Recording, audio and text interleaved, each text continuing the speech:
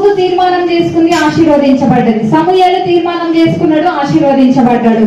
అదే విధంగా యెహోషువ తీర్మానం చేసుకున్నాడు, గొప్పగా దీవించబడ్డాడు. అదే విధంగా ఎస్తేరు తీర్మానం చేసుకుంది, గొప్పగా దీవించబడ్డది, ఆమె ఆశీర్వదించబడ్డది. అదే విధంగా దావీదు కూడా ఏమని తీర్మానం చేసుకుంటున్నాడో చూద్దామా. 132వ కీర్తన 5వ వచనంలో ఏముందో చూద్దామా. ఎట్లనగా యెహోవాకు నేనొక స్థలము చూచు వరకు యాకోబు యొక్క బలిష్ఠునికి ఒక నివాస స్థలము నేను చూచు వరకు నా సంస్థానమైన గుడారంలో నేను ప్రవేశింపను.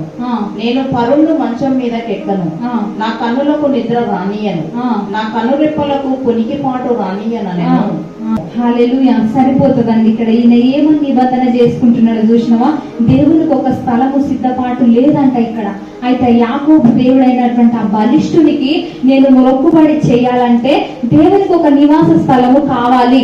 ఆ నివాస స్థలము నేను చూసే వరకు ఏం చేయంటున్నాడు ఆయన యొక్క ఇంటిలోనికి, గుడారంలోనికి ప్రవేశించలేను. దేవునికి ఒక నివాస స్థలం నేను ఏర్పరిచేంత వరకు నేను పోను.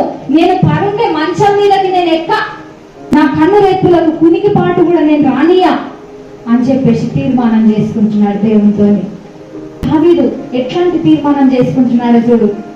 దేవుని యొక్క మందిరం కట్టాలి అని చెప్పేసి ఆయనకున్నటువంటి ఆశ చూడు. ఆయనకు బలి అర్పించాలి, ఇక్కడ బలులు అర్పించబడాలి, నేను ఇది చేస్తా, ఒక తీర్మానం చేసుకుంటా అని ఒక మందిరం విషయంలో కూడా ఆయన తీర్మానం చేసుకుంటున్నాడు. నేను అంతవరకు నేను తాగను, తినను, నేను నా మంచం మీదకి ఎక్కను, నా గుడారంలోనికి ప్రవేశించను అని ఒక బలమైన తీర్మానాలు చేసుకుంటున్నారండి ఆ భక్తులు. మరి అట్లాంటి భక్తులు ఎట్లా దీవించబడ్డారో చూసినాం కదా.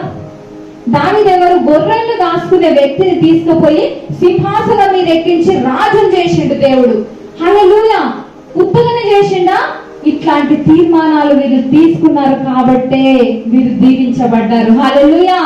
ఈ దినమున మనం కూడా దావీదు లాగా తీర్మానాలు చేసుకోవాలి, యెహోషువ లాగా తీర్మానాలు తీసుకోవాలి, ఎస్తేరు లాగా తీర్మానాలు తీసుకొని నడుచుదుముగాక, రూతు లాగా తీర్మానాలు చేసుకొని నడుచుదుముగాక. అప్పుడు మనము బలమైన బ్లెస్సింగ్ మనకు ఎందుకు రాదండి?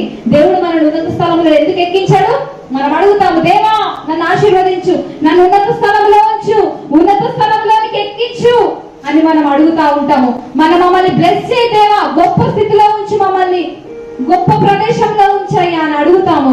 కానీ మనం తీర్మానాలు తీసుకుంటున్నామా? ఆ గొప్పగా అయిన వాళ్ళు ఏ విధంగా ఉన్నారు, వాళ్ళు ఏ విధంగా చేశారనంటే కొన్ని వాళ్ళు వాళ్ళ యొక్క కంఫర్ట్స్ ని వాళ్ళు వదులుకున్నారు.